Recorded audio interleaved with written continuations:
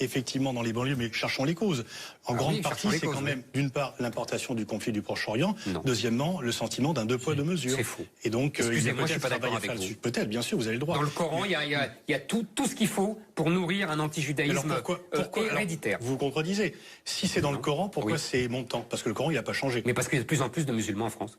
Non, mais enfin, en tous les cas, non, mais ce sont les conditions sociopolitiques qui ont changé. C'est pas le texte du Coran. Mais je suis pas d'accord avec vous. Le texte du Coran, il est le même. Excusez-moi, je suis pas d'accord avec vous. Eh bien, c'est votre droit, c'est votre émission. Mais en tous les cas, mais vous êtes mon invité. En 1492, les Juifs sont partis dans l'Empire ottoman pour être protégés. Et le Coran existait déjà. Oui. Donc, on ne peut pas dire que c'est le Coran qui explique l'antisémitisme. Cher Monsieur Boniface, vous confondez tout.